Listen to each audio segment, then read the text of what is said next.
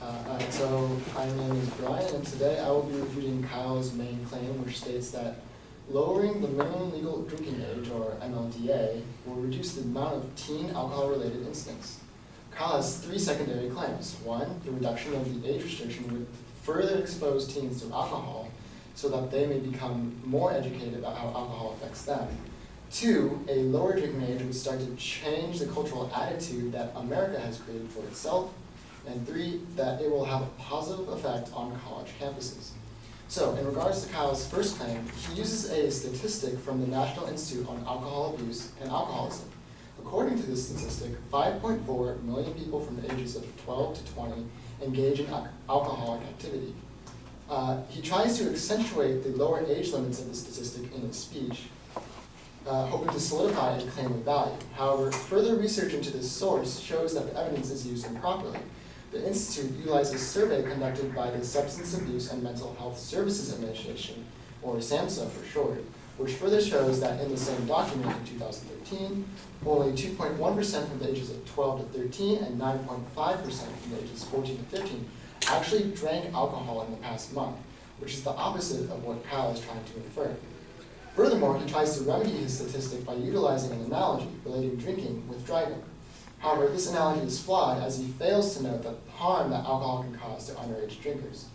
According to the U.S. Department of Health Services, underage drinking may impede the growth of the brain's frontal lobe, resulting in reduced mental capacity such as a shorter concentration span and reduced decision-making, which would further hinder Kyle's claim. Now, onto his second claim. Kyle states that a lower drinking age would start to change the cultural attitude that America has created for itself. He states how the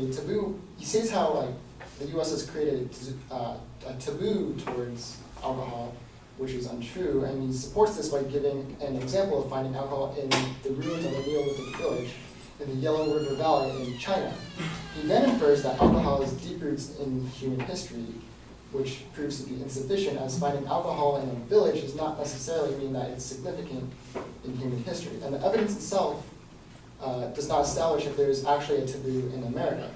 In addition, he mentions that removing this taboo would give teenagers one less reason to rebel, which would result in a reduction of alcohol-related incidents. However, this would prove to be minuscule at best, as Kyle fails to note that there are multiple reasons for why teenagers drink, whether it be boredom, peer pressure, and even risk-taking.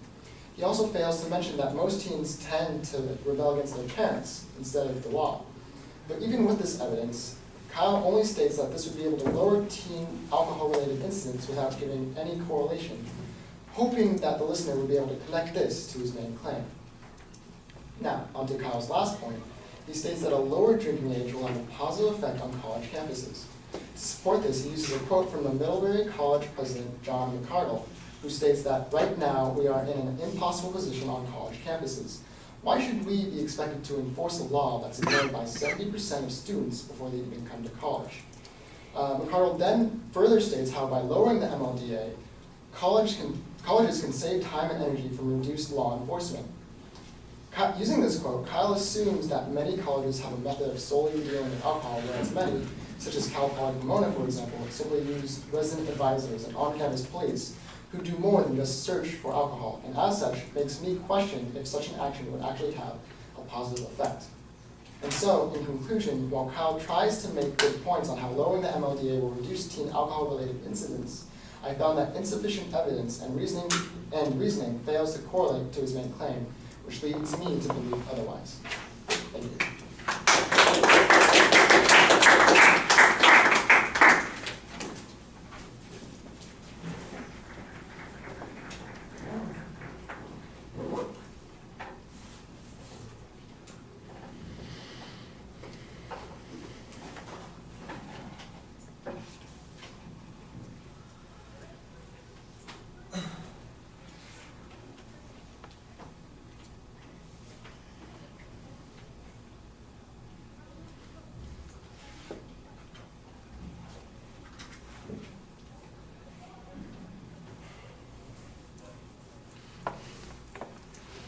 All right, the structural stuff is all good. On the first point, you spend a good deal of time arguing about how the statistics misrepresent the issue on that first point. So tell us what the issue is on the first point. He's making the inference that a huge number of people under the age of 18 drink, and you're actually saying it is substantially smaller than it's being portrayed as. All right, let's assume for a second that's true. How does that apply to the claim that the advocate's saying that earlier exposure is going to result in them being more educated and more careful about the way they drink? The first question I would have is, well, has the exposure to those people who are in that category, the 1.2% or the 9.5% in those two age categories, have they learned to drink more responsibly? That seems to be the inference that the advocate's making, but there's no demonstration of that. You challenge the analogy that's being presented, and I understand that. I thought that was a reasonable thing. But at the end of the argument, the question is, how does this suggest either the advocate's position show that it's going to reduce the harmful effects of underage drinking, primarily through education or experience. And I'm not sure that his argument makes that point, and I'm not sure your argument does anything except kind of challenge some of the statistical evidence, but not necessarily the inference that's being made. On the second point, I think you also get a little caught up in this historical information that's maybe excuse me, interesting, but I'm not sure how important it is to this cultural argument. I think the cultural argument is better argued when you say, look, there are multiple reasons that teens drink, and where's the evidence on that? That's what you need to have there. I did think that you had a good challenge to his reasoning argument where he says there's no correlation between these two things anyway. It seems like it's a coincidental relationship.